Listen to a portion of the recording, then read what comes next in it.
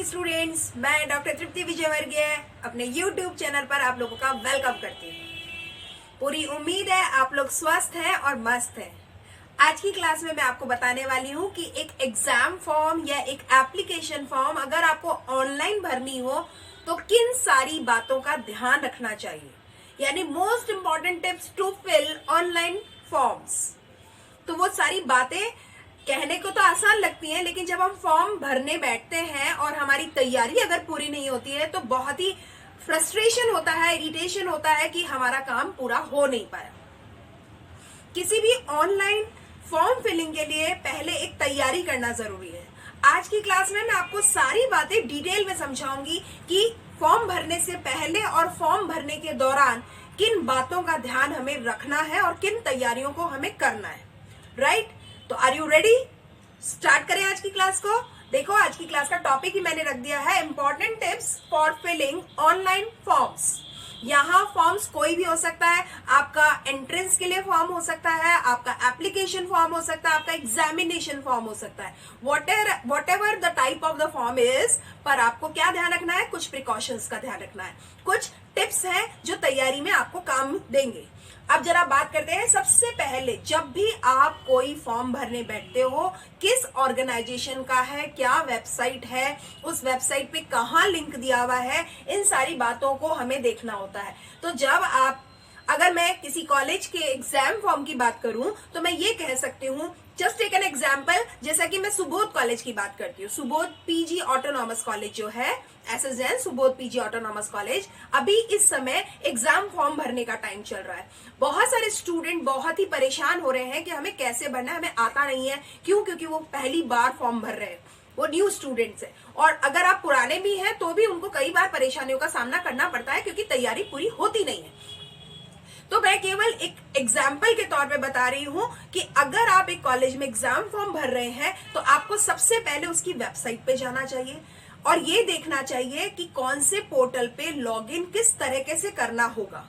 जब आपको लॉगिन करना होता है तो हमें उसमें ये देखना होता है, लॉगिन से पहले कई चीजें इंस्ट्रक्शन फॉर्म में या गाइडलाइन फॉर्म में भी आपको अवेलेबल हो सकती हैं, तो आप उन्हें या तो पहले केयरफुली रीड कर लें।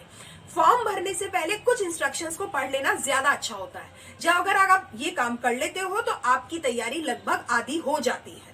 अब क्या करना है? इंस्ट्रक्शन अगर पढ़ रहे हैं तो कुछ चीजें हमें ध्यान रखनी है। लॉगिन करने के लिए क्या करना होगा? Firstly you have to registered mobile number. अब यहाँ क्या होता है, जब हम अपना डेटाबेस तैयार करवाते हैं और अपना एडमिशन देते हैं फॉर्म के जरिए, उसमें हम मोबाइल नंबर कुछ भी लिख देते हैं। कुछ भी का मतलब, जहां सेल्फ का लिखना था वहां सेल्फ का ही लिखना चाहिए था और जहां फादर और मदर और गार्जियन का था वहां वही होना चाहिए था। पर क्योंकि कई बार ऐसा होता है जिस समय हम एडमिशन फॉर्म भर रहे होते हैं तब हमारे पास अपना खुद का मोबाइल नहीं होता है, तो हम उस जगह अपने फादर का मोबाइल नंबर या किसी का भी मोबाइल नंबर जो आपके रिलेटिव होते हैं उनका हम लिख देते हैं। जब आप एग्जाम फॉर्म भर रहे होते हैं तो यहाँ एक सबसे बड़ी परेशानी यही सामना करना पड़ता है कि आपको अपना मोबाइल नंबर अगर डाला हुआ होता है तो क्योंकि OTP आएगा और OTP से ही ये फॉर्म ऑन होगा, तो आपको मुश्किल का सामना करना पड़ सकता है कि आप कहीं और हो, आपके फादर कहीं और हैं, OTP एक्सेस कर पाते हैं, नहीं कर पाते हैं, वो बता पाते हैं, नहीं बताते हैं, तो थोड़ा सा मुश्किल हो जाती है। तो फर्स्टली हैव टू इंश्योर कि क्या आपने वही मोबाइल नंबर डाला है जो आपको पता है कि मैंने ये सेल्फ में डाला था। अगर आपने ऐसा नहीं किया है तो सबसे पहले अपडेट करवाइए अपने डेटा को, ताकि आपका वो मोबाइल नंबर में भी गलत फीड हो गया हो, मे बी आपने गलत या चेंज हो गया हो, मे बी आपने कुछ ऐसा नंबर दे दिया हो जिसको आज एक्सेस करना मुश्किल हो रहा हो, कुछ भी हो सकता है, वट एवर द इशू। पर आपको सबसे पहले अपने मोबाइल नंबर की इंश्योरिटी करनी चाहिए ताकि OTP का रास्ता खुल जाए। अब जब आपने लॉगिन करना है तो आप अपना या तो रोल नंबर से एंटर करोगे या अपने आप नेम से एंटर करोगे। चाहे जो हो, कॉलेजेस में रोल लिस्ट निकल जाती है, जब भी एग्जाम फॉर्म भरे जाते हैं उससे पहले रोल लिस्ट दे दी जाती है। If you are not there may be कि रोल लिस्ट में आप नहीं है, तो एग्जामिनेशन सेक्शन से आप एक बार कंफर्म करो और कांटेक्ट करो कि हमारे लिए क्या सीन है। कई बार होता है जो लिटरल एंट्री स्टूडेंट्स होते हैं उनको रोल नंबर उस समय नहीं जनरेट होता है, क्योंकि वो पुराने स्टूडेंट तो है नहीं, वो सेकेंड ईयर या थर्ड ईयर में लिटरल एंट्री ले रहे हैं, तो उनके लिए रोल नंबर का एक अलग प्रोसेस होता है जो कि उनके लिए बाद में किया जाता है। तो just have a patience, just contact with the examination centre. सारी हेल्प डेस्क आपके पास प्रोवाइड की जाती है, आपको तैयार मिलती है, लेकिन फिर भी हमें पता ही नहीं होता है कि किस प्लेटफॉर्म पे जाना है, इसलिए आप परेशान होते हैं। तो जब आप ये कंफर्म कर लेते हैं कि आपका रोल नंबर ये है, जब आप रोल नंबर डाल देंगे तो आप अब जनरेट ओटीपी को क्लिक करिए ऑप्शन को। जैसे ही ऐसा कर लेते हैं तो आपको मिल जाता है ओटीपी आपके मोबाइल पे। ये ओटीपी आप डालिए तब आपका ये फॉर्म खुलता है, पासवर्ड जनरेट होगा और आपका फॉर्म खुलेगा। अब आपको ये पासवर्ड ध्यान रखना है। ओटीपी का मतलब होता है वन टाइम पासवर्ड। ये एक सिंगल टाइम के लिए है, सिंगल एक्सेस किया जा सकता है, सिंगल टाइम के लिए एक्सेस किया जाता है, तो इसको जरा फटाफट काम करना चाहिए। अगर ऐसा नहीं हो पाता है तो रीसेंट ओटीपी वाले ऑप्शन पे आप जाइए और एक दूसरा ओटीपी जनरेट करवाइए। ओके, अब आपका फॉर्म खुल जाता है। यहाँ पे मैंने कहा कि आप इंस्ट्रक्शन कर लीजिए, पढ़ लीजिए, हाउ टू लॉग इन है वो सारा कर लीजिए। अब क्या है, नए स्टूडेंट के लिए भी मैंने आपको बता दिया और एग्जिस्टिंग स्टूडेंट के लिए भी मैं बता रही हूँ। मे बी आपका मोबाइल नंबर चेंज हो गया हो, मे बी आपको पासवर्ड याद ना हो, कुछ भी हो सकता है। या तो अपने पोर्टल पे जाकर के अपने किसी टीचर, फैकल्टी मेंबर या अपने जो हेल्प डेस्क है उनसे इसे अपडेट करवाइए और अपडेशन के बाद आप इस लॉगिन से एक्सेस कर पाएंगे फॉर्म को। उसके बाद हमारे को जो फॉर्म भरना है, जैसे ही आप फॉर्म खुलेगा आपको आपका नाम, आपका मोबाइल नंबर, आपका फादर नेम, कॉन्टैक्ट नंबर, आपके जो जितना डेटाबेस है वो सब आपको मिल जाएगा सामने।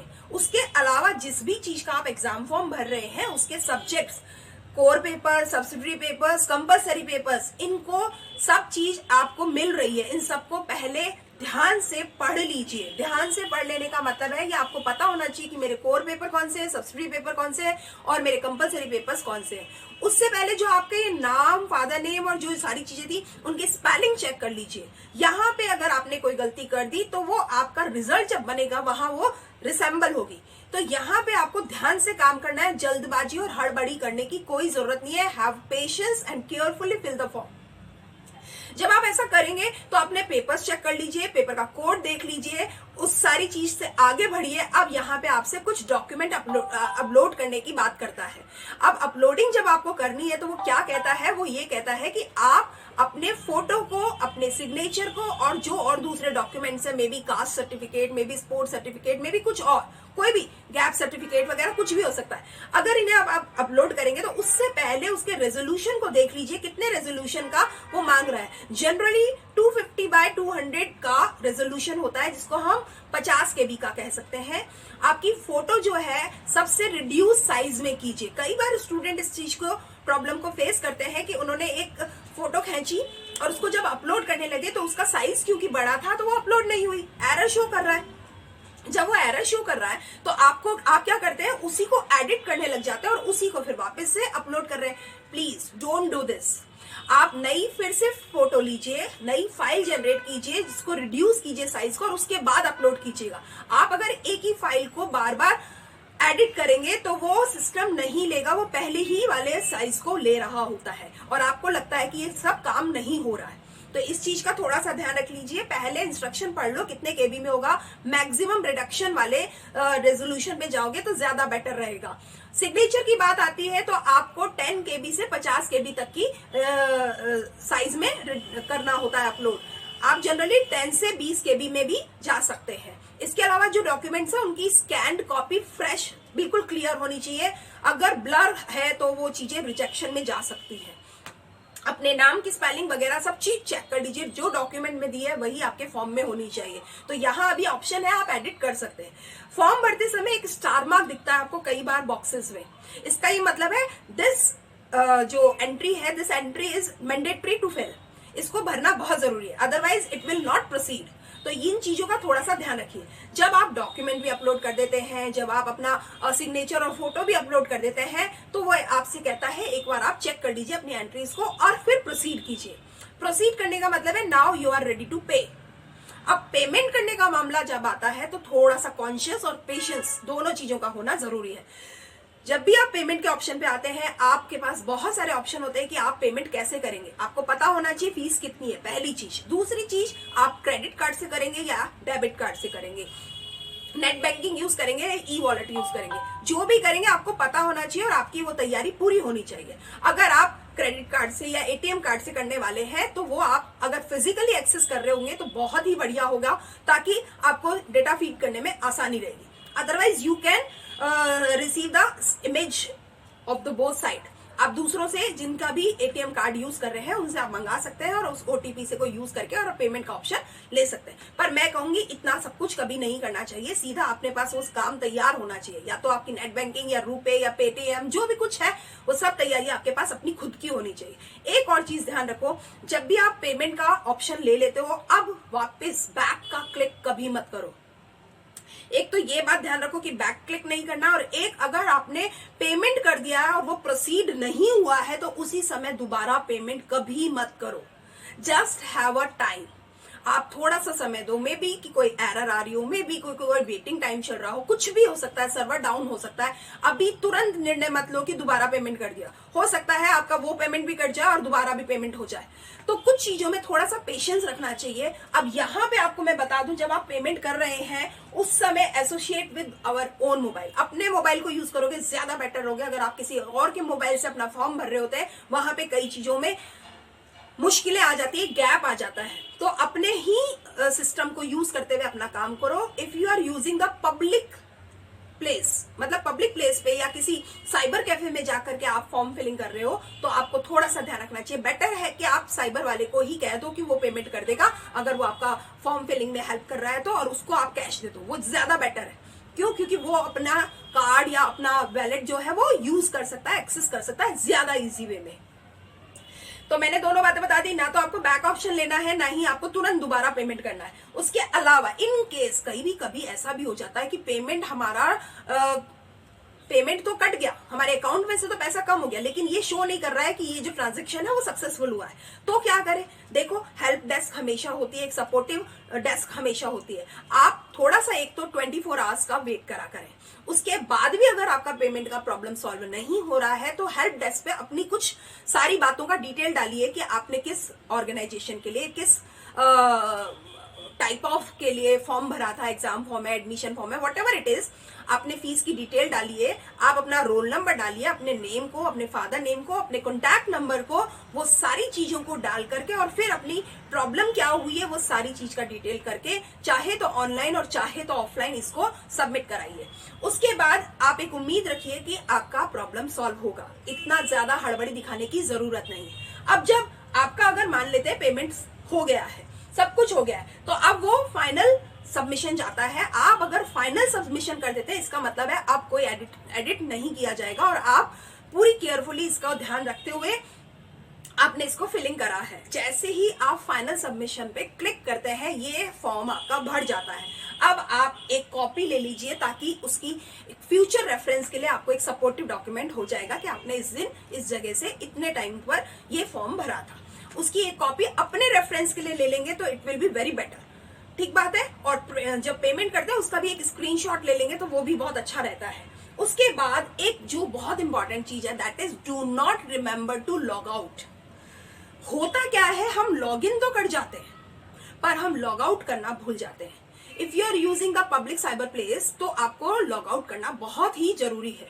क्यों? क्योंकि ये मे बी आपको हार्मफुल हो सकता है। तो लॉग आउट करना बिल्कुल मत भूलिए, तभी आपका ये सारा जो फॉर्म फिलिंग का काम है वो कंप्लीट होगा और सक्सेसफुल कंप्लीट होगा। एक प्रोफेशनलिज्म होना चाहिए फॉर्म फिलिंग करते समय। आपका मन शांत, दिमाग बहुत ही बैलेंस्ड होना चाहिए, तब आपका ये काम ज्यादा आसानी से होता है। कोई बहुत परेशान होने वाला काम ये है ही नहीं। लेकिन अगर हम बैलेंस माइंड के साथ करें और थोड़ी तैयारी के साथ करें और कॉन्शियस होके करें तो बिल्कुल भी ये कष्ट नहीं देता, तकलीफ नहीं देता, पेन नहीं देता। पूरी उम्मीद है आज आपको मेरी इस क्लास में ये समझ में आया होगा कि हम जब भी कोई एग्जाम फॉर्म, एडमिशन फॉर्म या कोई भी एंट्री फॉर्म कर रहे होते हैं या कोई एडमिशन फॉर्म वगैरह कुछ भर रहे होते हैं तो हमें किन तैयारियों के साथ अपने फॉर्म की फिलिंग करनी चाहिए। आज का जमाना ऑनलाइन का है तो यू मस्ट बी टेक्नो सेवी। आपको इन चीजों को करने की आदत होनी चाहिए। और एक और इम्पॉर्टेंट चीज, if you are not comfortable to fill the form online mode, please take our help. आप किसी की हेल्प लीजिए, लेकिन खुद भी सीखिए। केवल उसकी हेल्प लेने का मतलब ये नहीं कि उसको बता दो कि भैया तू मेरा फॉर्म भर दे ना, आप सीखो, क्योंकि नेक्स्ट फ्यूचर में आपको ये काम खुद ही करना चाहिए। एक बार आप किसी से सीख लो, लेकिन सीखने का मतलब है आप उसको खुद भी अप्लाई करो, उसके सामने बैठ करके खुद अपना फॉर्म भरोगे तो ज्यादा अच्छा सीखोगे, बजाय उसको करते हुए देखोगे। ठीक बात है। आज की क्लास के लिए इतना ही। Thank you and keep watching my videos regular.